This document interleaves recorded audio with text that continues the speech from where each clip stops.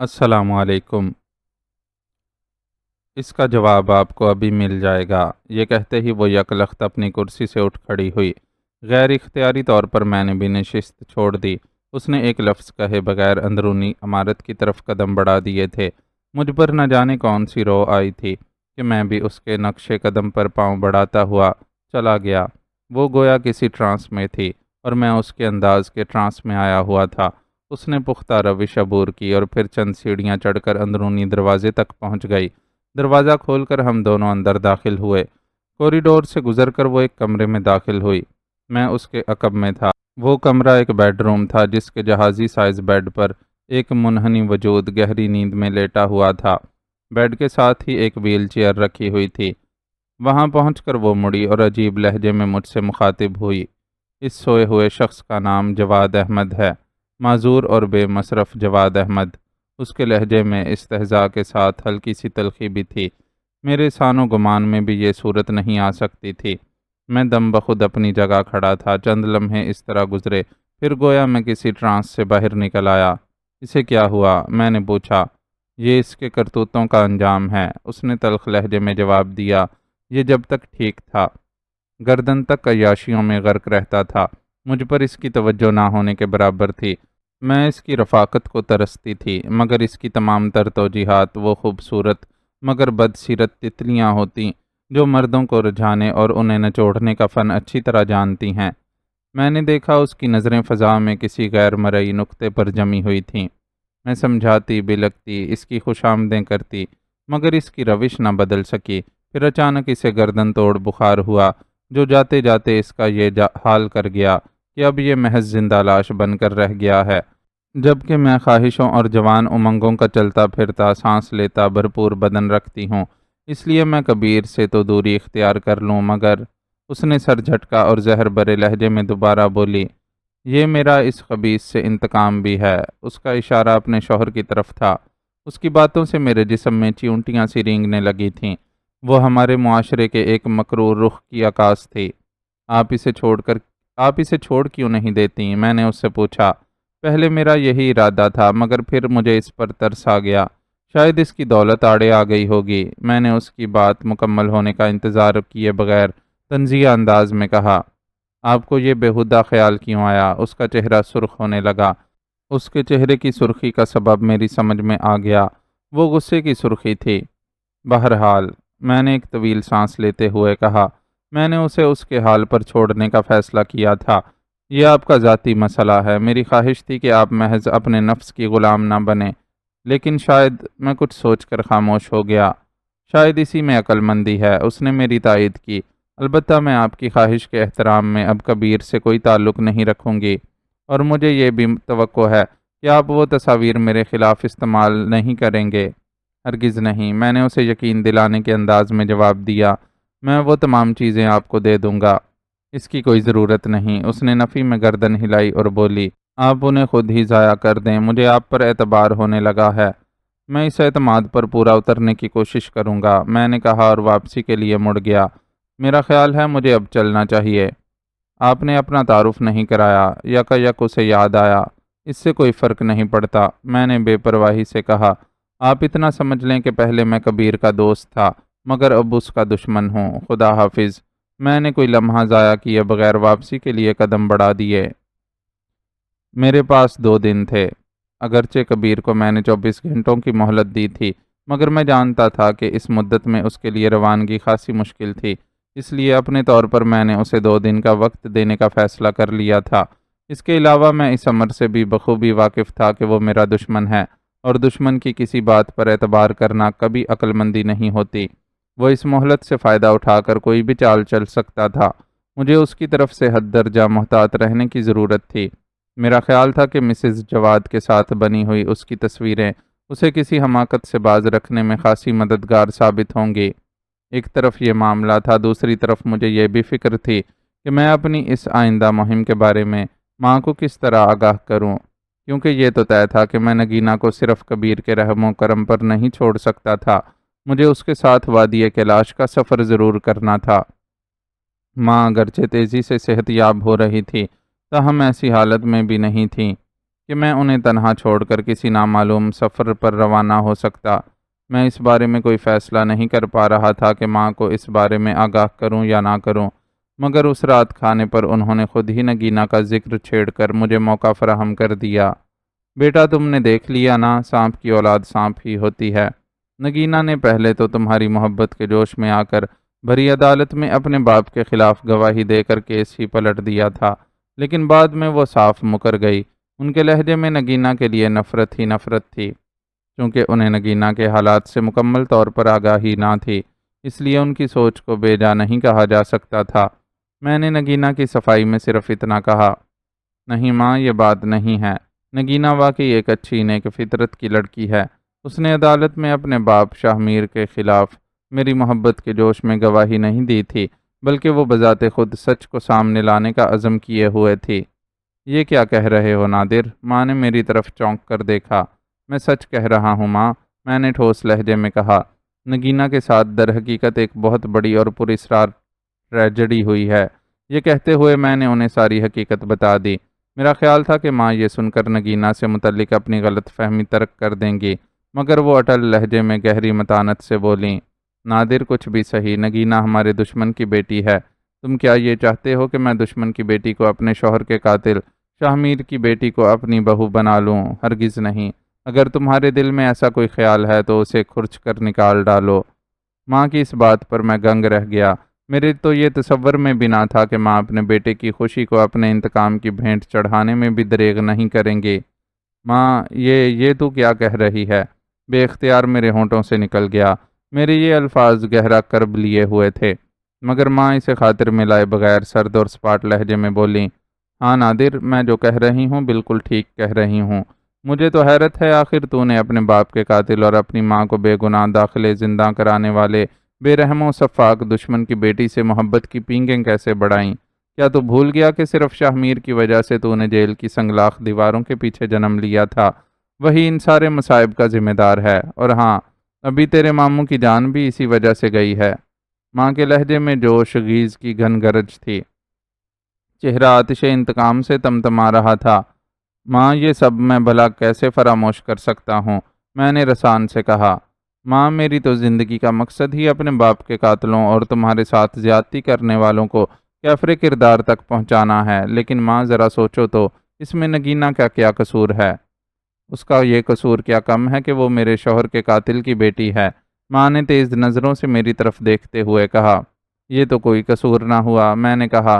ماں چند ثانیہ میرے چہرے کو بغور پرسوچ نظروں سے تکتی رہی، پھر جیسے اندر ہی اندر کسی حتمی فیصلے پر پہنچ کر فیصلہ کن لہجے میں بولیں، نگینہ جب تمہاری زندگی کا حصہ بن جائے گی تو پھر تمہارے سینے میں بھڑکتی ہوئی آگ پر اوس پڑ جائے گی، اور جس طرح آج تم دشمن کی بیٹی کی وکالت کر رہے ہو، پھر تم اس کے باپ کی وکالت بھی کرنے لگو گے۔ ایسا ہرگز نہیں ہوگا ماں، میں نے مضبوط لہجے میں کہا۔ ایسا ہوگا نادر، اور ضرور ہوگا، لیکن ماں، بس نادر، تمہیں آج ہی اور اسی وقت ایک فیصلہ کرنا ہوگا۔ ماں نے میری بات کاٹ کر دم بدلتے ہوئے کہا، تمہیں اب ہم دونوں میں سے کسی ایک کا انتخاب کرنا ہوگا، نگینہ کا یا ماں کا۔ ماں، نگینہ میری زندگی ہے، میں تڑپ کر بولا۔ یہ زندگی تجھے چھوڑنا ہوگی، ماں نے سپاٹ لہجے میں کہا اور نشست چھوڑ کر اٹھ کھڑی ہوئی۔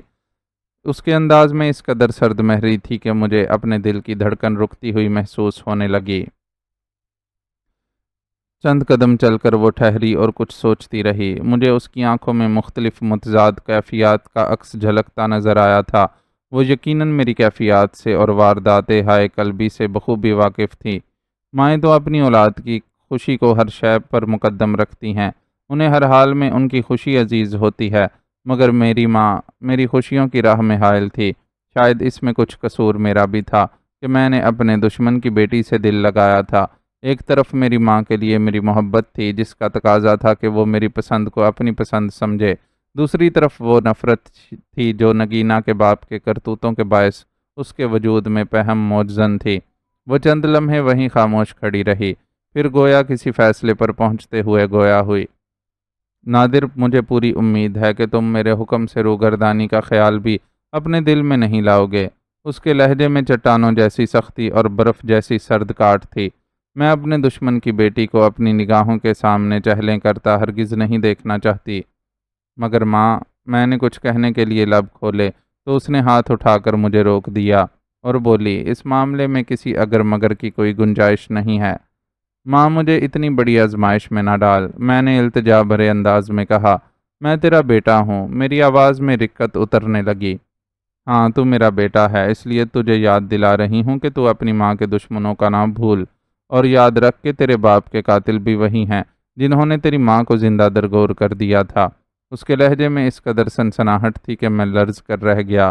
غور سے میری بات سن اور ہمیشہ دھیان میں رکھ، اگر تو نے میرا کہا نہ مانا تو میں سمجھوں گی کہ تو قادر خان کی اولاد نہیں ہے۔ ماں، شدت کرب سے میری آواز پھٹنے لگی، مجھے اتنی بڑی گالی تو نہ دے۔ یہ گالی تیرے لیے ہی نہیں، میرے لیے بھی ہے۔ اس نے میرے انداز پر کوئی توجہ دیے بغیر جواب دیا۔ غیرت اور حمیت کا تقاضا یہی ہے کہ تو اپنے باپ کے قاتلوں سے انتقام کی منصوبہ بندی کر، نہ کہ… وہ نہ جانے کیا کہنا چاہتی تھی مگر خاموش ہو گئی۔ میں اپنی جگہ لرزتا کانپتا رہا۔ اب تو کل تک مجھے فیصلہ کر کے بتا دے کہ تو کیا چاہتا ہے، اپنی محبت یا پھر باپ اور ماں کا انتقام، اس نے گمبھیر سنجیدگی سے کہا اور کمرے سے باہر نکل گئی۔ میں بے دم سا ہو کر صوفے پر گر پڑا۔ ماں کے تیر و نشتر جملوں اور تند رویے نے مجھے بے حال سا کر کے رکھ دیا تھا۔ میں سوچ بھی نہیں سکتا تھا کہ ماں اولاد کے معاملے میں اس قدر کٹھور پن اور بے اتنائی کا مظاہرہ بھی کر سکتی ہے۔ مجھے ماں سے بے اندازہ محبت تھی۔ مجھے اس بات کا قلق ہو رہا تھا کہ ماں نے مجھے غلط سمجھا تھا۔ شاید حالات نے ماں کے دل کو سخت بنا دیا ہے۔ اس میں ان کا بھی تو کوئی قصور نہیں تھا، لیکن بہرحال انہیں اپنے بیٹے پر مجھ پر بھروسہ کرنا چاہیے تھا۔ ایسے میں مجھے اب ماموں حیدر گل بہت یاد آنے لگے۔ وہ ہوتے تو آج شاید ماں کو میری طرف سے سمجھانے کی کوشش کرتے۔ انتقام نے ماں کو اس قدر اندھا کر دیا تھا کہ اسے اپنے بیٹے پر بھی شبہ ہونے لگا تھا۔ ماں نے نگینہ کا اس انداز میں تذکرہ چھیڑ کر مجھے سخت آزمائش میں ڈال دیا تھا، اور یہی نہیں، ماں نے تو مجھے کل تک کا الٹیمیٹم بھی دے دیا تھا کہ میں انہیں ایک فیصلہ کر کے بتا دوں کہ مجھے دونوں میں سے کس کا انتخاب کرنا تھا۔ نگینہ میری زندگی تھی، اسے بھلانے کا تو میں تصور بھی نہیں کر سکتا تھا، جبکہ ماں تو ماں تھی، میں اس کا دل بھی نہیں توڑنا چاہتا تھا۔ آج مجھے ماموں حیدر گل کی بات کی اہمیت کا اچھی طرح اندازہ ہو رہا تھا کہ وہ کیوں بار بار میری ماں سے التجا کرتے تھے کہ مجھے اس جنگ سے دور رکھا جائے۔ یہی وہ اہم موضوع تھا جس پر دونوں بہن بھائی کے درمیان اکثر تلخ کلامی بھی ہوتی رہی تھی۔ میرے دل و دماغ بری طرح جھنجھلا رہے تھے۔ ماں نے مجھے کل تک سوچنے کی مہلت دی تھی، جبکہ یہ کٹھن اور ناممکن حد تک مشکل فیصلہ تو مجھ سے صدیوں کی مہلت پر بھی نہ ہو سکتا تھا۔ سوچ سوچ کر میرا دماغ پاگل ہو رہا تھا۔ یہ بہت کٹھن لمحات تھے جنہوں نے مجھے بری طرح اعصاب زدہ کر دیا تھا۔ ادھر کبیر کو دی ہوئی مہلت کا ایک دن گزر چکا تھا اور کل صبح ہم نے نگینہ کو لے کر چترال اور پھر وادی کیلاش روانہ ہونا تھا، مگر اس نئی اور غیر متوقع صورتحال نے مجھے پریشان کر کے رکھ دیا تھا۔ ماں کو میں نے نگینہ کی طرف سے بہت قائل کرنے کی کوشش کی تھی، جس کا نتیجہ یہ برآمد ہوا تھا کہ ماں نے مزید اس سلسلے میں کوئی بات کرنا گوارا ہی نہیں کیا تھا۔ نگینہ کے ساتھ بڑی گناؤنی سازش کی گئی تھی، اس کا برین واش کر کے مجھے اس سے دور کر دیا گیا تھا، اور یہی نہیں بلکہ اب کبیر اس کے ساتھ چٹ منگنی پٹ بیاہ کا بھیانک منصوبہ بنا چکا تھا، لیکن میری بروقت حکمت عملی نے اس کے گھناؤنے منصوبے پر کسی حد تک پانی پھیر کر رکھ دیا تھا۔ چنانچہ مجھ پر یہ لازم تھا کہ میں اپنی نگینہ کی ہر ممکن مدد کروں۔ وہ بیچاری کچھ نہیں جانتی تھی کہ اس کے ساتھ کیا بھیانک کھیل کھیلا جا چکا تھا اور کھیلا جانے والا تھا۔ میں اگلے دن ناشتہ کیے بغیر سیدھا ٹال پہنچا۔ ایک تو ویسے ہی میرا ناشتہ کرنے کو جی نہیں چاہ رہا تھا، دوسری اہم وجہ یہ تھی کہ میں ماں کے سامنے نہیں آنا چاہتا تھا۔ ٹال میں اپنے آفس میں آنے کے ذرا دیر بعد میں نے کبیر سے بات کرنے کے لیے نظر حیات کی رہائش گاہ کے نمبر پنچ کیے تو دوسری جانب سے کسی ملازمہ نے ریسیور اٹھا لیا۔ اس سے پتہ چلا کہ کبیر کہیں باہر نکل چکا ہے۔ میں نے غصے سے دانت بینچ لیے۔ کبیر کو دی ہوئی مہلت کا صرف ایک دن باقی تھا۔ میں نے سوچا ہو سکتا ہے وہ نگینہ کو تیار کرنے کے لیے گیا ہو۔ 1 بجے کے قریب میں نے دوبارہ اسے فون کرنا چاہا تو میز پر رکھے ہوئے ٹیلی فون سیٹ کی بیل گنگنانے لگی۔ میں نے فوراً ریسیور اٹھا کر ہیلو کہا۔ نادر علی خان، دوسری طرف سے استفہامیہ کہا گیا۔ یہ کبیر احمد تھا۔ ہاں، بول رہا ہوں۔ کل تیار ہونا پھر؟ میں نے پوچھا۔ میں تو تیار ہوں لیکن نگینہ کی طبیعت ٹھیک نہیں ہے، وہ بولا تو تیش کی ایک لہر میرے وجود میں سرایت کر گئی۔ بکواس بند کرو اپنی، تم مجھے بلف کرنا چاہ رہے ہو۔ میں سچ کہہ رہا ہوں، وہ بولا۔ اگر میری بات پر بھروسہ نہیں ہے تو خود جا کر نگینہ سے مل کر دیکھ لو۔ بکواس نہ کرو، تم اچھی طرح جانتے ہو میں نگینہ سے نہیں مل سکتا۔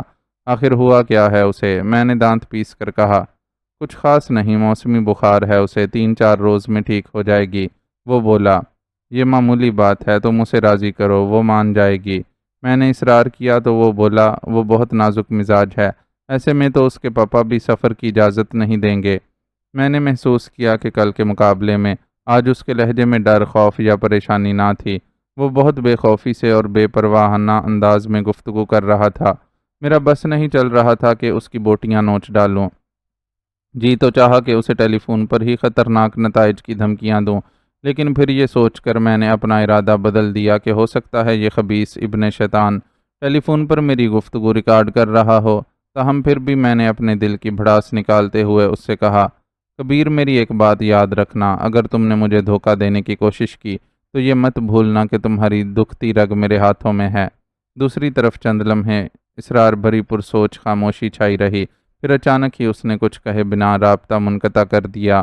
مجھے اس کی دیدہ دلیری پر پہلے تو سخت طیش آیا، پھر حیرت امیز الجھن بھی ہوئی۔ آخر اسے کس بات کی تسلی ہو چکی تھی کہ میں مسز جواد کے ساتھ بنائی گئی اس کی شرمناک تصاویر سے کوئی فائدہ نہیں اٹھانا چاہتا تھا۔ تب پھر اچانک میرے ذہن میں ایک جھماکا ہوا، کہیں ایسا تو نہ تھا کہ کبیر مسز جواد سے ملا ہو؟ اگرچہ میں مسز جواد کو آخر میں تاکید کر آیا تھا کہ اس بات کا ذکر کبیر سے ہرگز نہ کرے اور نہ ہی غصے کا اظہار کرے، بس غیر محسوس طریقے سے اس کے ساتھ قطع تعلق کر لے۔ ہو سکتا ہے اس نے کبیر سے میری ملاقات کا ذکر کر دیا ہو، مگر مجھے اس کا خدشہ کم ہی تھا، کیونکہ مسز جواد یہ حقیقت اسے بتا کر اپنے پاؤں پر خود کلہاڑی نہیں مار سکتی تھی۔ تو پھر آخر کبیر کے لہجے میں آج اتنی بے خوفی اور طمانینت کیوں در آئی تھی؟ ایسا کیا ہوا تھا آخر؟ آج اس کا لہجہ کل کے مقابلے میں اتنا بدلا بدلا کیوں تھا؟ کل تو جیسے اس کی جان نکلی جا رہی تھی، مگر آج ایسا نہ تھا، کیوں؟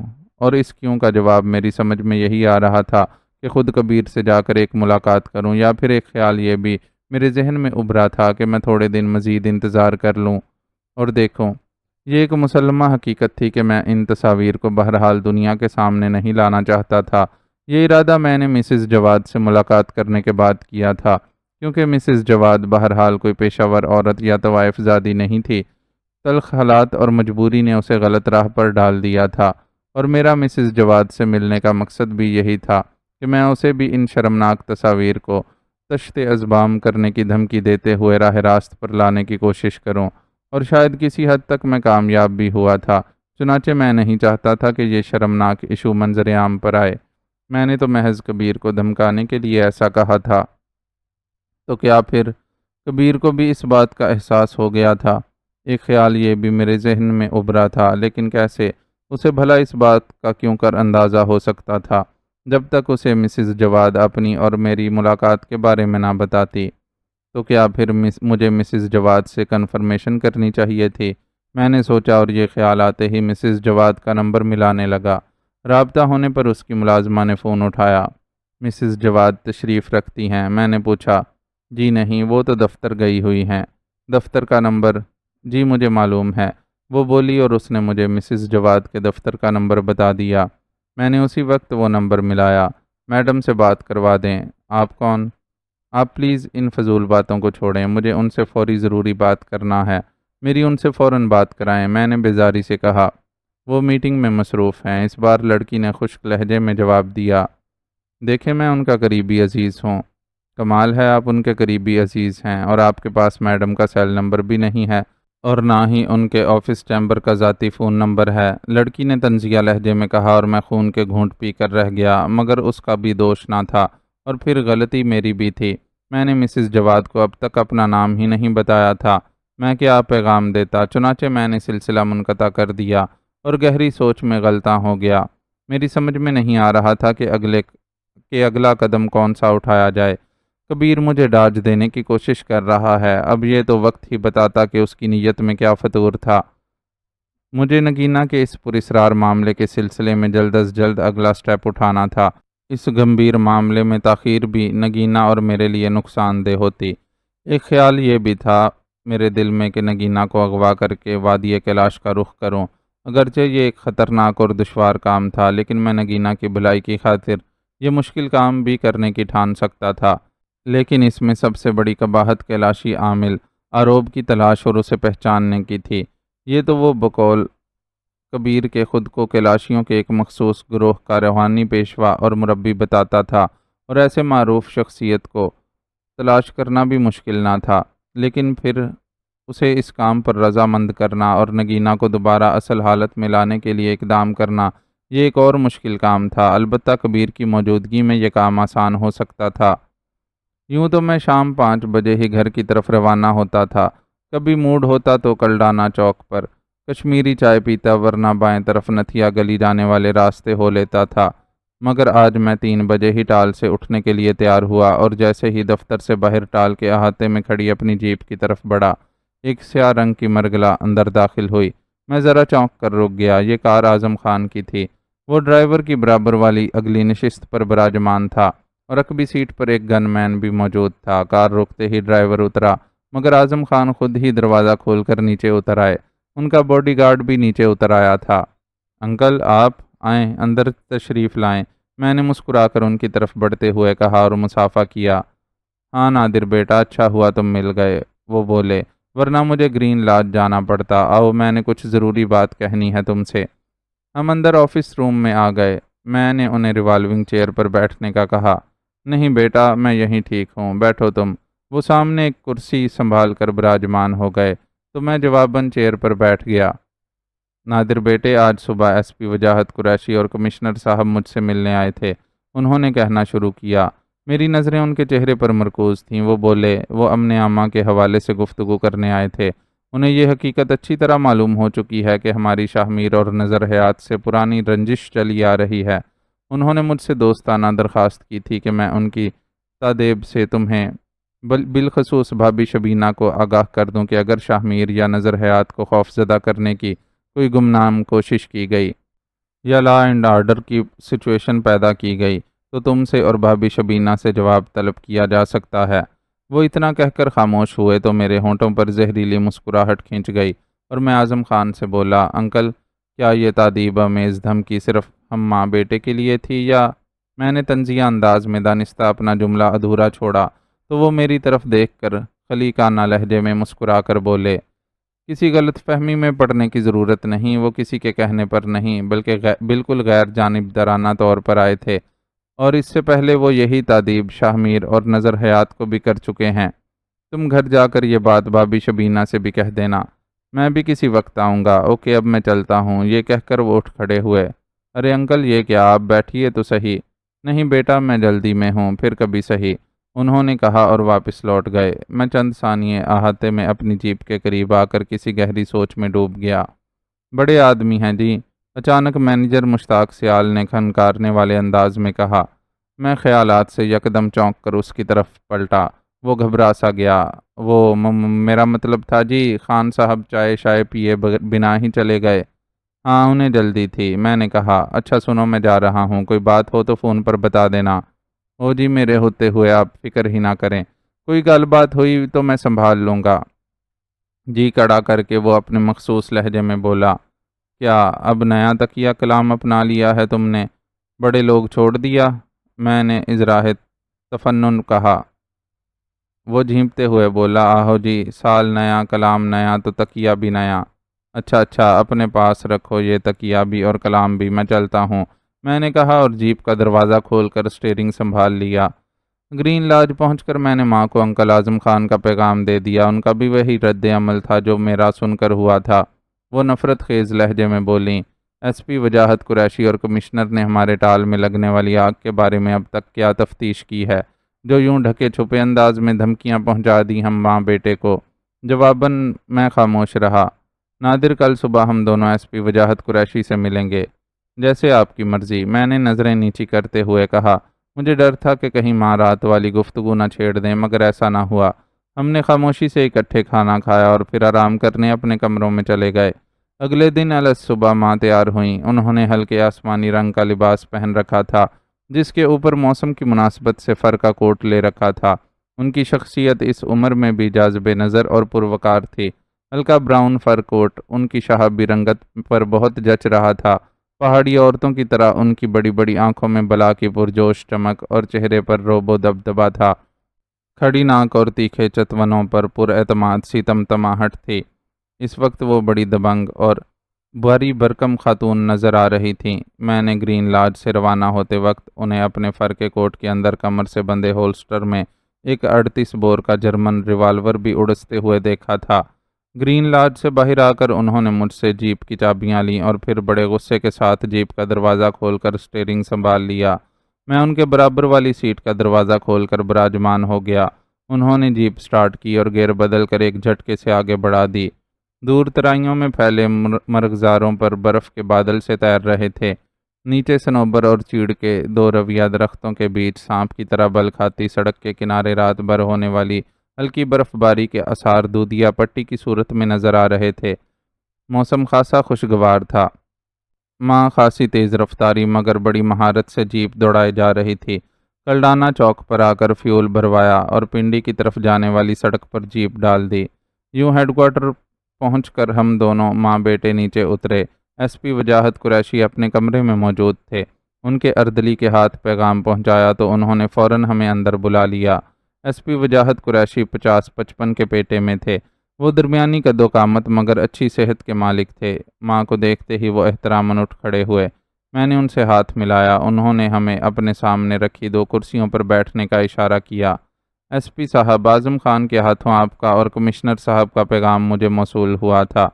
ماں نے ان سے مخاطب ہو کر گہری متانت سے کہا، مجھے خوشی ہوئی کہ آپ نے ہمارے دوستانہ پیغام کا نوٹس لیا اور یہاں آنے کی زحمت کی۔ ایس پی وجاہت قریشی نے ہلکی مسکراہٹ سے کہا، اس کا مطلب اگر شاہ میر اور نظر حیات کے ساتھ کوئی ناخوشگوار واقعہ پیش آتا ہے تو لامحالہ ہمیں ہی زیر عتاب لایا جائے گا۔ میرا خیال تھا کہ ماں کی بات پر ایس پی صاحب مروتاً کچھ بولیں گے، مگر انہوں نے بھی یکدم سنجیدہ ہو کر صاف گوئی سے کہا، ہاں، پوچھ گچھ اور تفتیش کے سلسلے میں ہم بھی سخت قدم اٹھانے پر مجبور ہو جائیں گے، کیونکہ آپ دونوں کی چپکلش کسی سے ڈھکی چھپی نہیں رہی۔ یہ آن دی ریکارڈ ہے۔ یہ تو پھر آپ کے علم میں یہ بات بھی ہوگی کہ کچھ عرصہ پہلے ہمارے ٹال کو آگ لگا دی گئی تھی اور پولیس نے یہ واقعہ نامعلوم شرپسندوں کے روایتی عنوان کے کھاتے میں ڈال کر تفتیش شروع کر دی تھی۔ تو کیا شاہ میر اور نظر حیات کو آپ کی تفتیش یا پوچھ گچھ کے عمل سے گزرنا پڑا یا نہیں؟ ماں کے ان جچے تلے جملوں نے ایس پی صاحب کو ذرا جزبز تو کیا تھا، مگر پھر دوسرے ہی لمحے وہ بولے، ہاں، متعلقہ تھانے کے انچارج انسپکٹر اعجاز شمس تفتیش کر رہے ہیں۔ آپ نے شاید میرے سوال پر غور نہیں کیا ایس پی صاحب، ماں نے دبنگ لہجے میں ان کی طرف دیکھ کر کہا، میں آپ کا مطلب سمجھ رہا ہوں، لیکن شاہ میر اور نظر حیات کے خلاف شواہد نہیں ملے۔ وہ جواباً بولے، ماں نے ایک اصرار بھری ہنکاری بری، اگر یہی آگ شاہ میر اور نظر حیات کی رہائش گاہ کو نگل لے تو آخر آپ کہنا کیا چاہتی ہیں محترمہ شبینہ؟ ایس پی صاحب نے بغور ماں کے چہرے پر اپنی نظریں جماتے ہوئے پوچھا۔ میں یہ پوچھنا چاہتی تھی کہ جو دھمکیاں میز پیغام آپ نے اعظم صاحب کے ہاتھوں ماں بیٹے تک پہنچایا تھا، کیا وہ نظر حیات اور شاہ میر تک بھی پہنچایا گیا تھا؟ ماں نے پوچھا تو جواب میں ایس پی صاحب لمحاتی خاموشی کے بعد مختصراً بولے، ان دونوں تک بھی ہمارا پیغام عنقریب پہنچا دیا جائے گا۔ ان کی بات پر ماں نے قدرے چونک کر میری طرف دیکھا اور گویا ہوئیں، نادر، تم تو کہہ رہے تھے کہ اعظم صاحب نے بتایا تھا کہ ہم سے پہلے ان تک یہ پیغام پہنچایا گیا تھا۔ ماں کی بات پر میں نے ایس پی صاحب کی طرف دیکھ کر کہا، جی ہاں ایس پی صاحب، خان صاحب نے یہی بتایا تھا، کیا یہ بات درست نہیں؟ میں نے یہ نہیں کہا تھا ان سے، البتہ ہو سکتا ہے کمشنر صاحب نے یہ سوچ کر اعظم صاحب سے کہہ دیا ہو کہ آپ لوگوں تک پیغام پہنچانے کے بعد شاہ میر اور نظر حیات تک بھی فوراً یہ پیغام پہنچا دیا جائے گا، اور وہ فوراً اب تک نہیں آئی اور شاید آئے گی بھی نہیں۔ ماں نے استہزائیہ کہا تو میں نے دیکھا کہ ایس پی صاحب کے چہرے کے تاثرات بگڑ گئے تھے۔ دیکھیے خاتون، ہم نے کیا کرنا ہے اور کیا نہیں یہ ہم جانتے ہیں، آپ کو اس قسم کے ریمارکس نہیں دینے چاہیے، چاہے آپ لوگ جانبداری برتتے ہوئے مظلوم کو ظالم ثابت کرنے پر تل جائیں۔ شبینہ خاتون، آپ حد سے بڑھ رہی ہیں۔ ایس پی کو بھی غصہ آ گیا، تب میں نے لب کشائی کی، ایس پی صاحب، آپ اخلاقی اور قانونی دونوں اعتبار سے غلط بات کر رہے ہیں۔ ہمارا ٹال نظر آتش کر دیا گیا، پولیس کچھ نہ کر سکی۔ اس کے بعد ہماری رہائش گاہ پر شب خون مارا گیا۔ میری ماں بال بال بچی اور میرے ماموں اور ہمارے ایک پرانے ملازم فضل چاچا کو قتل کر دیا گیا۔ انتظامیہ نے کیا کیا اب تک؟ الٹا ہمیں ہی بلیک میل کیا جا رہا ہے۔ مسٹر نادر علی خان، تم ماں بیٹا کیا سمجھتے ہو کہ ہم نے تم لوگوں کی طرف سے اپنی آنکھیں بند کر رکھی ہیں؟ ایس پی وجاہت قریشی نے میری طرف گھورتی ہوئی نظروں سے دیکھتے ہوئے کہا، لاہور کے گجر چوک کے زمیندارہ ہوٹل اور گلبرگ کے بنگلے میں جو خون ریزی کی گئی، ہم اس سے بھی اچھی طرح واقف ہیں۔ ہمیں بتایا بھی گیا کہ یہ خون ریزی کس نے پھیلائی ہے، لیکن ہم نے تم ماں بیٹے سے کوئی پوچھ تاچھ نہ کی۔ مجھے ایس پی وجاہت کی بات پر ایک جھٹکا سا لگا، مگر پھر دوسرے ہی لمحے میں نے پوچھا، کیا آپ بتا سکتے ہیں کہ آپ کو یہ اطلاع دینے والے کون تھے اور انہوں نے اس خون ریزی کا ذمہ دار کس کو ٹھہرایا تھا؟ یہ ہمارا سیکرٹ ہے، جسے ہم اپنی نظروں میں رکھ کر کسی بھی وقت خفیہ کارروائی کر سکتے ہیں، انہوں نے جواب دیا۔ یہ سیکرٹ نہیں ہے ایس پی صاحب، بلکہ چشم پوشی ہے، میں نے ٹھوس لہجے میں کہا، کیونکہ آپ جان گئے ہوں گے کہ جن لوگوں نے آپ کو خون ریزی کی اطلاع بہم پہنچائی، ان کو سب سے پہلے آپ کے سامنے جواب دہ ہونا پڑتا کہ آخر انہیں اتنا یقین کیوں ہے کہ اس کا ذمہ دار کون ہے، کیونکہ پولیس انتظامیہ اور اخباری اطلاعات کے مطابق اس خون ریزی کا شکار ہونے والے انتہائی خطرناک مجرم تھے جو پولیس کو مطلوب تھے۔ پھر تو یقیناً آپ کو خفیہ ذرائع سے اطلاع دینے والوں کا کوئی نہ کوئی تعلق ان خطرناک مقتول مجرموں سے بنتا تھا۔ میں نے دانستہ اخبارات کی خبروں کا حوالہ دیا تھا، حالانکہ میری نظروں سے شاید یہ خبر گزرنے سے رہ گئی تھی۔ میری بات پر ایس پی وجاہت قریشی نے چند لحظے سنسناتی نظروں سے میری طرف دیکھا اور گمبھیر لہجے میں بولے، جس کسی نے بھی یہ خون ریزی پھیلائی ہے، اسے ہرگز اس خوش فہمی میں مبتلا نہیں ہونا چاہیے کہ پولیس انتظامیہ محض یہ سمجھ کر کہ اس خون ریزی کی زد میں آنے والے انتہائی مطلوب اور خطرناک مجرم تھے، اس کیس کو داخل دفتر کر دے گی۔ یہ کہہ کر وہ اپنی جگہ سے اٹھ کھڑے ہوئے، پھر جھک کر اپنے ہاتھوں کی ہتھیلیاں میز پر بچھاتے ہوئے اپنا چہرہ بالکل میرے چہرے کے قریب کر کے سرسراتے ہوئے لہجے میں گویا اپنی بات مکمل کرتے ہوئے بولے، کیونکہ ان میں سے ایک مجرم کالا ناگ زندہ بچ گیا ہے۔ ایس پی وجاہت قریشی کے اس انکشاف نے میرے وجود میں سنسنی دوڑا دی اور ایک لہر سی میری ریڑھ کی ہڈی میں کن کھجورے کی طرح رینگتی ہوئی محسوس ہوئی۔ یہ لہر اس خوف کی نہ تھی کہ کالا ناگ زندہ بچ جانے کے بعد میرے خلاف پولیس کو بیان دے گا، بلکہ یہ ایک جوش کی لہر تھی کہ کالا ناگ میری گولی لگنے کے باوجود زندہ بچ گیا تھا۔ کالا ناگ کو کہاں رکھا گیا ہے؟ میں نے گمبھیر لہجے میں اپنے اوپر جھکے ایس پی وجاہت قریشی کی آنکھوں میں آنکھیں ڈالتے ہوئے پوچھا۔ بس تم ماں بیٹے کے لیے یہی کافی ہے، یہ کہہ کر وہ دوبارہ اپنی چیئر پر براجمان ہو گئے۔ میں نے ماں کی طرف دیکھا، کالا ناگ کے زندہ بچ جانے کا سن کر ماں کی بھی کم و بیش میرے ہی جیسی کیفیت ہو رہی تھی۔ ماں نے خاموشی سے میری طرف دیکھا۔ اس کے بعد ہم پولیس ہیڈ کوارٹر سے واپس لوٹ گئے۔ میں اور ماں سارے راستے خاموش رہے تھے۔ پھر جب کلڈانا چوک سے ہم نتھیا گلی اور ڈونگا گلی تک جانے کے لیے جیکا گلی کا شارٹ کٹ اختیار کرنے لگے تو ماں نے میری طرف دیکھے بغیر مجھ سے کہا، کالا ناگ کیسے بچ گیا تھا؟ تم نے تو کہا تھا کہ بشیر چیرا کے ساتھ وہ بھی ہلاک ہو چکا ہے۔ ماں کے لہجے میں مجھے استفسار کم تادیب زیادہ محسوس ہوئی تھی۔ میں خود حیران ہو رہا ہوں ماں، میں نے الجھ کر کہا، میں نے خود اپنی آنکھوں سے کالا ناگ کو پشت میں گولی کھا کر گرتے دیکھا تھا۔ شاید ڈاکٹروں نے بروقت طبی امداد دے کر اسے بچا لیا ہے۔ تم نے ایس پی وجاہت قریشی کا رویہ دیکھا؟ مجھے اس میں جانبداری کی بو آ رہی تھی۔ ماں نے جیسے میری رائے لینا چاہی۔ میرا خیال ہے ماں وہ اپنی جگہ درست کہہ رہے تھے، میں نے پرمتانت لہجے میں کہا۔ ماں نے ذرا گردن موڑ کر قدرے چونکتے ہوئے میرے چہرے کی طرف دیکھا، انہیں شاید مجھ سے ایسی تردید کی امید نہ تھی۔ تم یہ کیسے کہہ سکتے ہو؟ ماں نے دوبارہ سامنے نگاہیں جماتے ہوئے کہا، مجھے تو پورا یقین ہے کہ تمہاری اس خون ریز کارروائی کے بعد شاہ میر اور نظر حیات ہم سے بری طرح خوف زدہ ہو چکے ہیں اور وہ یہ جان گئے ہیں کہ اب ان دونوں کی باری ہے، اس لیے انہوں نے بڑی مکاری سے کام لیتے ہوئے ایس پی وجاہت قریشی اور کمشنر کو واشگاف لفظوں میں اپنے اس خدشے کے بارے میں آگاہ کر دیا تاکہ انتظامیہ کے ذریعے ہم پر دباؤ ڈال سکیں۔ آپ کی یہ بات کسی حد تک درست ہو سکتی ہے، میں نے بدستور سنجیدگی سے مختصراً کہا، لیکن ماں ہمیں بہرحال دشمنوں کے خلاف سوچ سمجھ کر قدم اٹھانا ہوگا۔ سوچنا کیا ہے؟ ماں نے زہریلے لہجے میں کہا، اب سب سے پہلے شاہ میر کی باری آئے گی۔ میں پولیس انتظامیہ کی بلیک میلنگ سے خوف زدہ نہیں ہوں۔ لیکن باوجود اس کے ہمیں احتیاط کا دامن تھامے رکھنا ہوگا۔ میں نے کہا، کیونکہ ہماری جوابی کارروائی نے انہیں اچھی طرح سمجھا دیا ہے کہ ہم بھی ان کی زبان میں جواب دینا جانتے ہیں، اس لیے اب وہ شاطرانہ چال پر اتر آئے ہیں۔ کیا تم نہیں چاہتے کہ نگینہ یتیم ہو؟ ماں نے قدرے تلخی سے کہا، ان کے لہجے میں طنز کی کاٹ تھی۔ یہ بات نہیں ہے ماں، میں نے برا منائے بغیر کہا، اور پھر ماں کی توجہ ایک اہم بات کی طرف مبذول کرانے کی کوشش کرتے ہوئے مزید بولا، آپ یہ کیوں بھول رہی ہیں کہ کالا ناگ زندہ بچ چکا ہے اور وہ اس وقت پولیس کسٹڈی میں ہے، اور یقیناً اس کلو کو ہمارے دشمن ہمارے خلاف ٹارگٹ بناتے ہوئے پولیس پر کالا ناگ سے پوچھ گچھ کرنے کے لیے دباؤ ڈال سکتے ہیں۔ اس لیے سب سے پہلے ہمیں کالا ناگ کا خاتمہ کرنا ہوگا، ورنہ ایک بار پھر ہمیں لمبی چوڑی قانونی کارروائی میں پھنسا دیا جائے گا۔ بس اتنا کہہ کر خاموش ہو گیا۔ میری بات کا ماں پر خاطر خواہ اثر ہوا، کیونکہ وہ خاموش ہو کر سوچ میں ڈوب گئی تھی۔ میں نے کنکھیوں سے ان کے چہرے کی طرف دیکھا، ان کی سرخ و سفید فراخ پیشانی پر الجھن امیز تشویش کا جال سا بن گیا تھا۔ تب وہ بولی، یہ کیسے معلوم ہوگا کہ کالا ناگ کو کہاں رکھا گیا ہے؟ اسے یقیناً پولیس کے پہرے میں لاہور کے کسی ہسپتال میں ایڈمٹ کیا گیا ہوگا۔ میں آج ہی لاہور کی طرف روانہ ہونا چاہتا ہوں۔ ٹھیک ہے، مجھے گرین لاج چھوڑ کر تم جیپ لے جاؤ، ماں نے کہا۔ میں نے خاموشی سے اس بات میں اپنا سر ہلا دیا۔ گرین لاج پہنچے تو ایک چونکا دینے والی خبر ہماری منتظر تھی۔ ٹال سے چند مزدور آئے تھے اور ہمارے انتظار میں بیٹھے تھے۔ پھر ہمارے وہاں پہنچتے ہی انہوں نے چونکا دینے والی اطلاع ہمیں دی کہ آج صبح پولیس نے ٹال کو سیل کر ڈالا ہے اور مینیجر مشتاق سیال کو گرفتار کر کے لے گئی ہے۔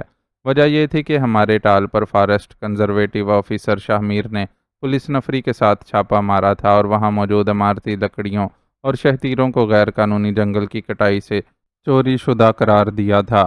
یہ سن کر میں نے غصے سے اپنے دانت بینچ لیے۔ دشمن اوچھے ہتھ کنڈوں پر اتر آیا تھا۔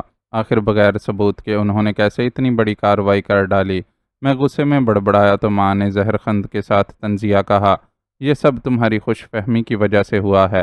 تم سمجھ رہے تھے دشمن خوف زدہ ہو چکا ہے، یہ سب ان کو ڈھیل دینے کی وجہ سے ہوا ہے نادر بیٹے۔ ماں کے ریمارکس نے مجھے مزید جھلا دیا، تاہم میں نے کہا، ماں پریشان نہ ہو، میں ابھی جا کر دیکھتا ہوں اصل معاملہ کیا ہے۔ یہ کہہ کر میں اسی وقت مزدوروں کے ساتھ اپنی جیپ میں مری کی طرف روانہ ہو گیا۔ میں سب سے پہلے ٹال پہنچا۔ ٹال کے دیو ہیکل چوبی گیٹ کو بند کر کے تالا لٹکا دیا گیا تھا۔ تالے پر سرخ رنگ کی سیل پگھلا کر چپکا دی گئی تھی۔ باہر سارے مزدور حیران و پریشان اور سوگوار کھڑے تھے۔ میں نے انہیں تسلی دی اور سیدھا متعلقہ تھانے پہنچا۔ یہاں کا انچارج انسپکٹر شمس تھا۔ یہ وہی جلاد صفت شخص تھا جس نے مجھ پر ایک روز اس تھانے میں انسانیت سوز تشدد کیا تھا، نیز مجھے اڈیالہ جیل پہنچانے کا عزم بھی کیا تھا، مگر اس کا یہ خواب کبھی شرمندہ تعبیر نہ ہو سکا تھا۔ میں سیدھا اس کے کمرے میں پہنچا۔ وہ میز پر اپنی دونوں ٹانگیں پھیلائے بیٹھا تھا۔ مجھے دیکھ کر وہ چونکا، پھر سیدھا ہو کر بیٹھ گیا۔ اب اس کی گھنی مونچھوں تلے زہریلی مسکراہٹ رقصاں ہو گئی۔ آؤ نادر علی، بروقت آئے ہو تم۔ مجھے اس کے تیور کچھ اچھے نظر نہیں آ رہے تھے۔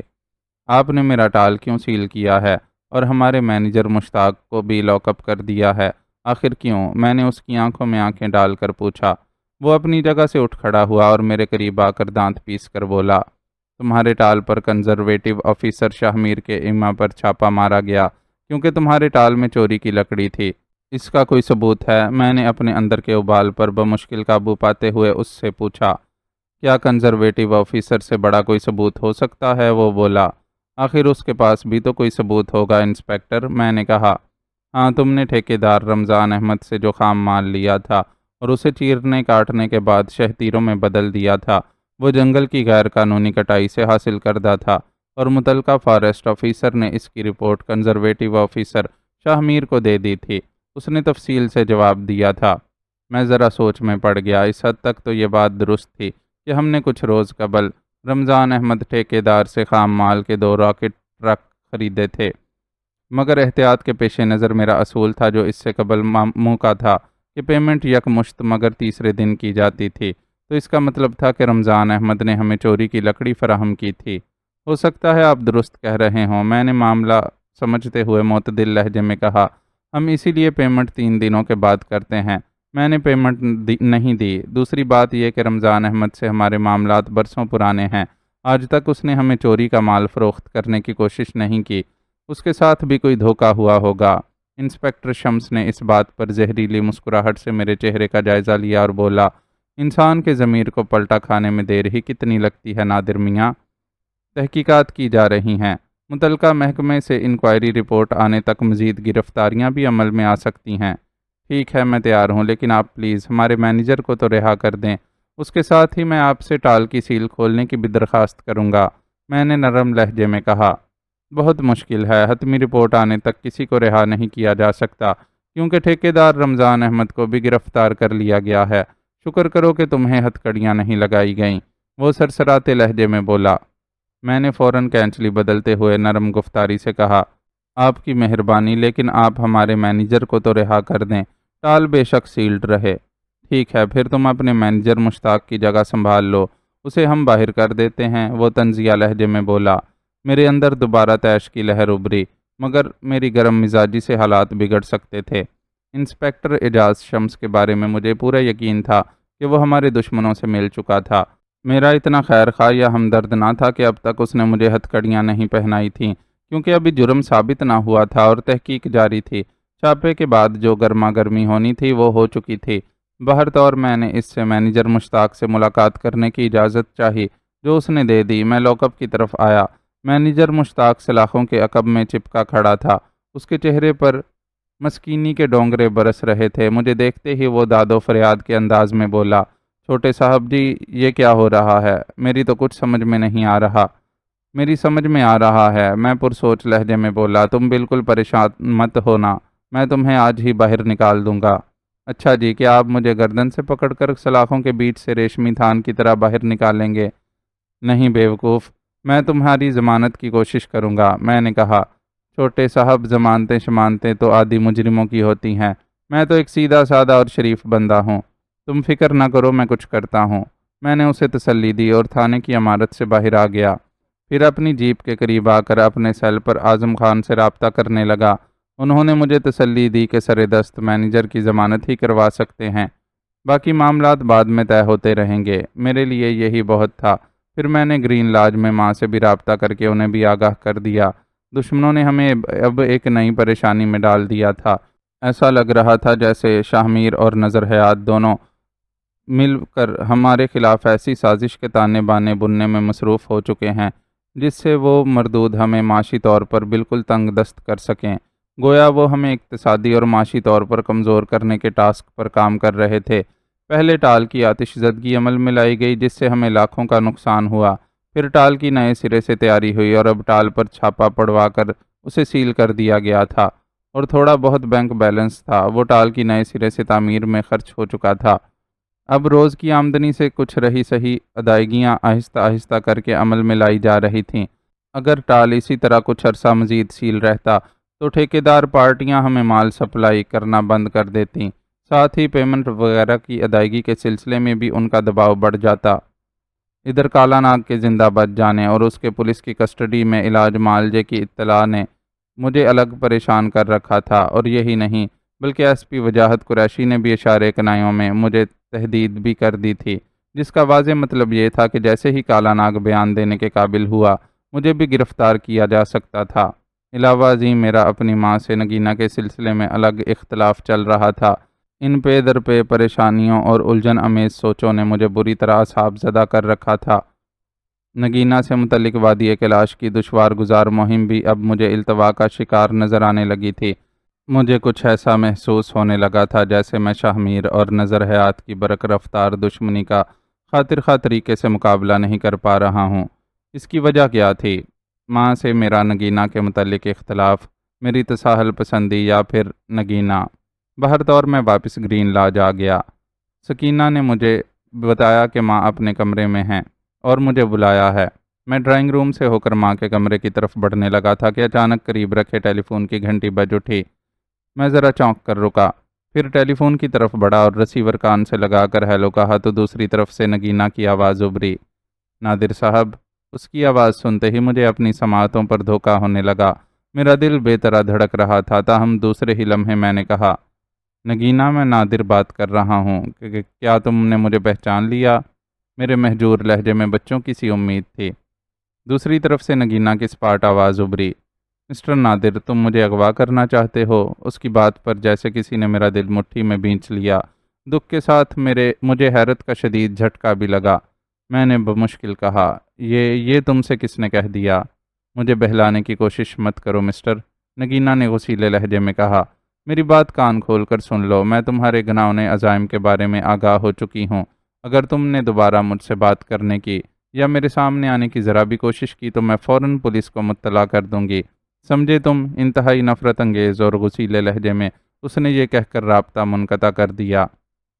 میں پاگل دیوانوں کی طرح ہیلو ہیلو کرتا رہ گیا، لیکن دوسری جانب مسلسل ٹون کی بے رحم اور سپاٹ آواز پر بالآخر میں نے ریسیور کریڈل پر رکھ دیا۔ میرے دل و دماغ میں کی حالت ابتر ہو رہی تھی۔ نگینا کے سرد اور غصے بھرے لفظوں کی چبھن برچھیوں کی طرح میرے اندر کو گھائل کیے دے رہی تھی۔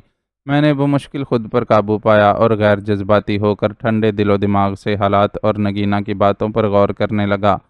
صاف ظاہر تھا کہ اسے خصلت کبیر نے یہ بات بتا دی تھی کہ میں اسے اپنے ساتھ کہاں لے جانا چاہتا تھا، مگر اس انداز میں کہ نگینا اسے اپنی بھلائی کے بجائے اغوا پر محمول کرنے لگی تھی۔ اس کا مطلب تھا کہ کبیر والا مہرہ بھی میرے ہاتھ سے نکل چکا تھا۔ نہ صرف یہ بلکہ اس نے یہ گمبھیر معاملہ مزید بگاڑ کر رکھ دیا تھا۔ میرا یہ خدشہ درست نکلا تھا کہ اسے اب میری بلیک میلنگ کی چنداں پرواہ نہیں رہی تھی۔ وہ جان چکا تھا کہ میں اس کے شرمناک کرتوت کسی کے سامنے نہیں لانا چاہتا۔ یقیناً یہ احمقانہ حرکت مسز جواد سے ہوئی ہوگی۔ اس نے میرے منع کرنے کے باوجود شاید اس سے ذکر کر دیا تھا۔ مجھے یہ بھی یقین ہونے لگا کہ اس نے یہ بات بھی کبیر سے کہہ دی ہوگی کہ میں یہ راز محض ایک شریف اور معذور شوہر کی بیوی کو راہ راست پر لانے کے لیے آشکار کرنے کا ارادہ نہیں رکھتا تھا۔ صورتحال کچھ الجھ سی گئی تھی۔ ماں کا نگینا سے متعلق الٹیمیٹم ٹال پر چھاپا اور مینیجر مشتاق سیال کی گرفتاری، ایس پی وجاہت قریشی کی پراسرار دھمکیاں، کالا ناگ کا زندہ بچ جانا اور اس کا پولیس کسٹڈی میں ہونا، نگینا کا گمبھیر مسئلہ اور اب نگینا کا مجھے سخت لفظوں میں فون کرنا، یہ تمام واقعات صورتحال کو پیچیدہ سے پیچیدہ تر کیے جا رہے تھے۔ حالات کی پیچیدگی نے میرے اعصاب پر برا اثر ڈالا تھا۔ دباؤ بڑھنے لگا تھا۔ اس دباؤ سے چھٹکارا پانے کے لیے میں نے ایک گلاس پانی پیا، اپنے اعصاب کو پرسکون کرنے کی غرض سے بیڈ پر دراز ہو گیا۔ سب سے پہلے یہ تجزیہ کیا کہ ان میں جو سب سے اہم مسئلہ تھا اس پر توجہ دینی چاہیے، اور وہ اہم مسئلہ نگینا کا تھا۔ یہ فیصلہ کرنے کے بعد میں حیرت انگیز طور پر خود کو پرسکون محسوس کرنے لگا۔ میں نے فیصلہ کیا کہ دیگر معاملات اعظم صاحب کے سپرد کر کے خود میں کسی نہ کسی طرح نگینا کو ساتھ لے کر وادی کیلاش کی طرف نکل جاؤں۔ اس کیلاشی عامل آروب کا مجھے کبیر کی زبانی علم ہو چکا تھا کہ وہ وادی کیلاش کے ایک مخصوص گروہ کا روحانی پیشوا تھا جو کلاشی آگرم میں آباد تھا۔ چونکہ وہ مشہور شخصیت تھا اس لیے اسے وہاں تلاش کرنا چندہ مشکل نہ ہوتا۔ نادر، اچانک میری سماعتوں سے ماں کی سپاٹ آواز ٹکرائی۔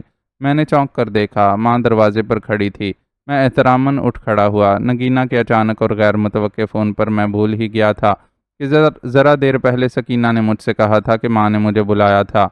میں نے تمہیں بلایا تھا، ماں نے اس طرح سپاٹ لہجے میں دوبارہ مجھ سے کہا تو میں شرمندہ ہو کر بولا، معافی چاہتا ہوں ماں، دراصل وہ اچانک ایک فون آ گیا تھا۔ کس کا فون تھا؟ ماں نے بغور میرے چہرے پر نظریں جما کر پوچھا۔ میں بری طرح سٹ پٹا گیا مگر پھر فوراً ہی بولا، نگینا کا۔ اوہ، ماں نے ہولے سے کہا۔ ان کی مختصر سی اوہ میں طنز کی گہری کاٹ تھی۔ ظاہر ہے پھر تو تم نے اپنی ماں کو بھلانا ہی تھا۔ ماں کے اس کاٹدار جملے نے مجھے چیر کر رکھ دیا۔ نہیں ماں، ایسی بات نہیں تھی، دراصل وہ… میں نے کہنا چاہا مگر ماں نے میری بات کاٹ کر کہا، چھوڑو یہ فضول تعویلیں، تم یہ بتاؤ کہ مینیجر مشتاق سیال کی ضمانت کے سلسلے میں تم نے کچھ کیا؟ میں ایک گہری سانس لے کر بولا، میں نے تھانے جا کر انسپکٹر اعجاز شمس سے ملاقات کی تھی۔ تمہیں اس کے پاس جانے کی کیا ضرورت تھی؟ ماں نے سرد لہجے میں کہا، تمہیں تو فوراً حامد صمدانی سے ملاقات کرنی چاہیے تھی، لیکن تم تو کہیں اور ہی الجھے ہوئے ہو۔ دشمن کی بیٹی نے تمہارے دل و دماغ حتیٰ کہ تمہاری غیرت کو بھی زنگ لگا دیا ہے۔ تمہارے دل سے اپنوں کی بھلائی، باپ کا بے گناہ خون سب کچھ مٹا کر رکھ دیا ہے۔ مجھے افسوس اس بات کا ہے کہ تمہارے جیسا گبرو بیٹا، جس پر مجھے ہمیشہ فخر تھا، دشمنوں کی اس حسین مگر گھناؤنی چال میں آ چکا ہے۔ ماں کے ان بے رحم فکروں نے مجھے چھلنی کر ڈالا۔ وہ حقیقت نہیں جانتی تھیں اور نہ ہی سننا چاہتی تھیں۔ میں نے تڑپ کر کہا، ماں ایسا مت کہو، میں کچھ نہیں بھولا ہوں۔ نگینہ دشمنوں کی گہری سازش کا شکار ہوئی ہے، انہوں نے اس کا برین واش کرا دیا ہے۔ برین واش، ماں نے تضحیک آمیز لہجے میں کہا، پھر چند قدم چل کر میرے قریب پہنچ کر مجھے عجیب مسکراتی نظروں سے دیکھنے لگیں۔ لمحاتی توقف کے بعد انہوں نے لب کشائی کی اور گہری سنجیدگی سے بولیں، نادر بیٹا، میں نے اپنی زندگی کے 25 سال جیل کی سلاخوں کے پیچھے محض ادھڑے ہوئے پلستر کی سیلن زدہ دیواروں کو گھورتے ہوئے یا ننگی اینٹوں کے غلیظ فرش پر بیٹھ کر ہی نہیں گزارے، بلکہ مصائب و آلام کی دھوپ میں جلتی سلگتی رہی ہوں۔ اپنے بہادر اور غیرت مند شوہر جس کی بیوہ ہونے پر بھی مجھے آج بھی فخر ہے، اس بے گناہ کے قاتلوں کو کیفر کردار تک پہنچانے کے لیے میں نے خود کو حالات کی بھٹی میں کھولا کر فولاد میں ڈھالا ہے۔ اس لیے اپنے سینہ سوزا میں بھڑکتی ہوئی آتش انتقام کا احساس بھی صرف میں ہی کر سکتی ہوں۔ نادر، مجھے یہ خوش فہمی تھی کہ میری انگارہ کوکھ میں پلنے والے تخم بہادر نے گوشت پوست کی کوکھ سے نہیں بلکہ کھولتے ہوئے لاوے سے جنم لیا ہے، اور مجھ سے زیادہ اس کے اندر انتقام کی آگ اور جوش غیرت کا سمندر موجزن ہوگا۔ لیکن افسوس، صد افسوس، ماں نے تعصب سے سر ہلاتے ہوئے اپنا جملہ ادھورا چھوڑ دیا تھا، مگر مجھے اس کے مفہوم تک پہنچنے میں کوئی مشکل پیش نہیں آئی۔ اپنی ماں کی حالت نے مجھے بھی سسکا دیا تھا، میرے لبوں سے بھی سسکتی ہوئی آواز برآمد ہوئی، ماں بس کر۔ میں کیا بس کروں نادر؟ تمہیں تو دشمن کی بیٹی نے محبت کی چوڑیاں پہنا کر نامرد کر ڈالا ہے۔ الفاظ نہیں تھے، گویا پگھلا ہوا سیسا تھا جو ماں نے میرے کانوں میں انڈیلا تھا۔ میں پھر چلایا، ماں اب بس کر دے۔ ہاں، واقعی مجھے بس کر دینا چاہیے۔ تم تو اب کسی اور دنیا کے باسی ہو چکے ہو جہاں تمہاری ماں کا کوئی گزر نہیں ہے۔ بیٹا، کچھ بھی ہو جائے مگر تو میرا لخت جگر ہی رہے گا۔ ٹھیک ہے، تجھے اپنی دنیا مبارک ہو۔ ابھی میرے حوصلے جوان ہیں، میرا جوش انتقام ابھی سرد نہیں ہوا۔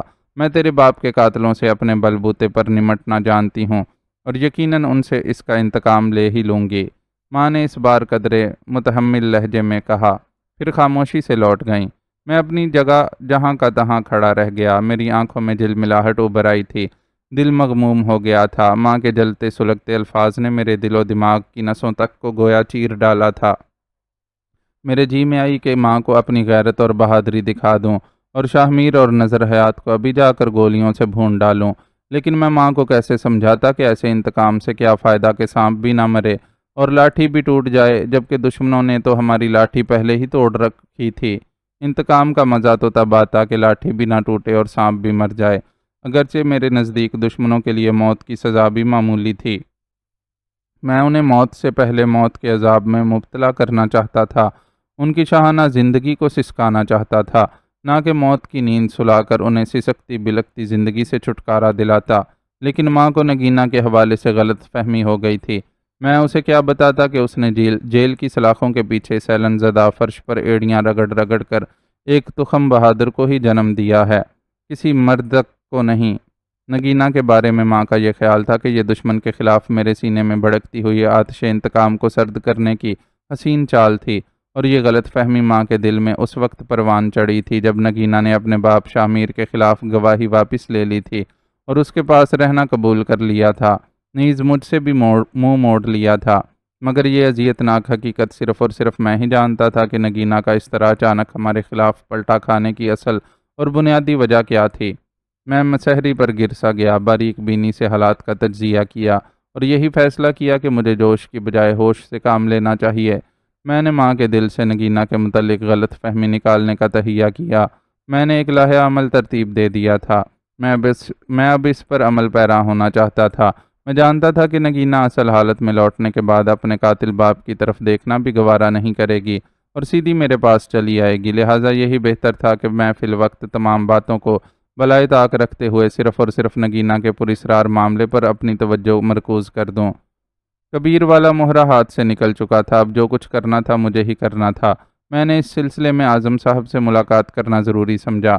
وہی ایک واحد شخصیت تھے جو میرا دکھ سمجھتے تھے اور میرے حالات کا ادراک رکھتے تھے۔ انہیں میرے اور ماں کے بیچ حائل ہونے والی اندیکھی خلیج کا بھی علم ہو چکا تھا۔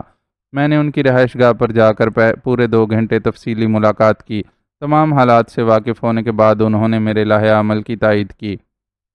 نادر بیٹے، تم بے غم ہو کر سب سے پہلے نگینہ والا معاملہ حل کرنے پر توجہ دو، باقی معاملات میں سنبھال لوں گا اور شبینہ کو سمجھانے کی کوشش کروں گا، انہوں نے مربیانہ لہجے میں مجھے تشفی دیتے ہوئے کہا۔ ان کی حوصلہ افزائی نے میرے ارادوں کو مہمیز دی اور میں ان کا شکریہ ادا کر کے وہاں سے روانہ ہو گیا۔ میں اب ایک لمحے کی بھی دیر نہیں کرنا چاہتا تھا۔ میں نے اسلام آباد کے بکنگ آفس سے چترال کے لیے 2 ٹکٹ لیے۔ بکنگ میں نے 2 دن بعد کی کروائی تھی۔ اب مسئلہ نگینا کو ساتھ لے جانے کا تھا۔ اس کا حل میں نے سوچ رکھا تھا۔ پھر جس روز صبح میری اسلام آباد ایئرپورٹ سے روانگی تھی، اسی شب میں نے پنڈی کا رخ کیا۔ میں بذریعہ ہائی ایس مسافر ویگن پر شام 6 بجے پنڈی پہنچا تھا۔ 3-4 گھنٹے میں نے مٹر گشت کرتے ہوئے ادھر ادھر گزارے۔ پھر رات 9 بجے میں نے ایک درمیانے درجے کے ہوٹل میں کمرہ لیا اور ایک بار پھر اپنے منصوبے پر غور کرنے لگا۔ میرے پاس بھرا ہوا میگارد پستول تھا۔ میرا منصوبہ بہت خطرناک تھا، مگر میں نے اپنے طور سے کسی چھوٹے سے چھوٹے سکم کو بھی نظر انداز نہیں کیا تھا۔ رات کے تقریباً 2 بجے میں ہوٹل سے باہر نکل آیا۔ پورا شہر سناٹے میں ڈوبا ہوا تھا۔ میرا رخ شاہ میر کی کوٹھی کی طرف تھا۔ کوئی سواری نہ تھی، لیکن میں نے ابتدا ہی سے یہ دانش مندی کی تھی کہ ایسے ہوٹل میں کمرہ لیا تھا جو شاہ میر کی کوٹھی سے پیدل کے فاصلے پر تھا۔ باہر دور میں چلتا ہوا اس پوش علاقے تک پہنچا جہاں شاہ میر کی کوٹھی تھی۔ چند بلاک چھوڑ کر جب میں مطلوبہ کوٹھی کے قریب پہنچا تو ٹھٹ کے بغیر نہ رہ سکا۔ کوٹھی کے باہر 2 مسلح گارڈز چوکس کھڑے تھے۔ میں نے اپنے دانت بینچ لیے۔ کبیر یقیناً میری حکمت عملی کا اندازہ لگا چکا تھا، اسی لیے اس نے شاہ میر اور نگینا کو اس خطرے سے آگاہ کر دیا ہوگا، اگرچہ اس نے اصل بات سے انہیں آگاہ نہیں کیا ہوگا۔ میں نے اس پر ماتم کرنے کی بجائے صورتحال پر قابو پانے کا سوچا۔ میرے پاس اپنا آزمودہ میگارد موجود تھا جس پر میں نے سائلنسر چڑھا رکھا تھا، لیکن میں ان حالات میں ذرا سی بھی خون ریزی کا متحمل نہیں ہو سکتا تھا۔ یہ سب کام مجھے انتہائی خاموشی، ہوشیاری اور رازداری کے ساتھ نمٹانا تھے۔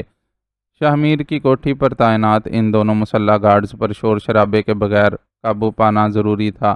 ایک قریبی تاریک گوشے میں سمٹ کر میں نے اپنے اطراف کا بغور جائزہ لیا۔ ان دونوں گارڈز پر نظریں جما دیں۔ اسٹریٹ لیمپس روشن تھے، جس سے آس پاس کا ماحول خاصی حد تک روشن تھا، تاہم ان دونوں کے علاوہ دور تک کوئی ذی نفس نظر نہ آتا تھا۔ ان کا پہرا دینے کا انداز بڑا منظم تھا۔ اپنے منجے ہوئے انداز و اطوار سے ظاہر ہوتا تھا کہ دونوں کسی پرائیویٹ سیکیورٹی ایجنسی کے باقاعدہ تربیت یافتہ گارڈز تھے۔ ان کے جسموں پر چست خاکی وردی تھی اور پیروں میں لانگ بوٹ، سر پر پی کیپ تھی اور کاندھوں پر حد نظر تک مار کرنے والی MP5 رائفلیں تھیں۔ ان دونوں میں سے ایک گیٹ کے سامنے کھڑا ہوتا، جبکہ دوسرا کوٹھی کے سامنے تقریباً 20 قدم دائیں اور 20 قدم بائیں گشت لگاتا۔ اس دوران اس کی عقابی نگاہیں چہار اطراف میں گردش کرتی رہتیں، جبکہ اس کا دوسرا ساتھی گارڈ گیٹ کے سامنے کھڑا اپنے ساتھی کو ٹریس کر رہا ہوتا۔ اس طرح پھر دوسرے کی باری آتی۔ مجھے اب بیک وقت دونوں پر قابو پانا تھا۔ میں نے بغور شاہ میر کی کوٹھی کی آخری حد کا جائزہ لیا۔ تب میں نے دیکھا جہاں گشت لگانے والے گارڈ کی حد ختم ہوتی تھی، اس سے محض چند قدم کے فاصلے پر کوٹھی کی بیرونی دیوار کے قریب ایک تنگ سا گلیارہ تھا۔ کچھ سوچ کر میں واپس پلٹا اور عقب سے ہوتا ہوا اس تنگ گلیارے میں آ گیا اور دیوار سے چپکا اگلے سرے تک جا پہنچا۔ پھر ذرا سا سر ابھار کر دیوار کی آڑ سے دیکھا تو وہ گارڈ اپنا مختصر سا گشت پورا کر کے لوٹ رہا تھا۔ میں نے دیکھا وہ گیٹ پر جا کھڑا ہوا۔ دونوں گارڈ تھوڑی دیر تک وہاں بچھی 2 فولڈنگ چیئرز پر بیٹھے سگریٹ پیتے رہے۔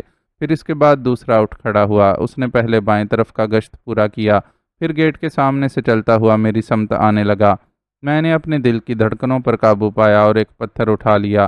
پھر جیسے ہی وہ گارڈ اپنے دائیں طرف کا گشت پورا کر کے واپس لوٹنے لگا تو میں نے وہ پتھر اس کی طرف اچھال دیا۔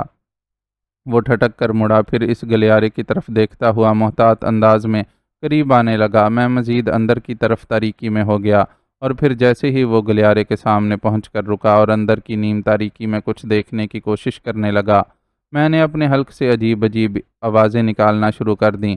وہ اپنی آنکھیں سکیڑتا ہوا مزید قریب آیا تو میں نے بجلی کی سپھرتی کے ساتھ اس کی گردن ناپ لی اور اپنا میگارد پستول کا فولادی دستہ اس کی کنپٹی پر بجا دیا۔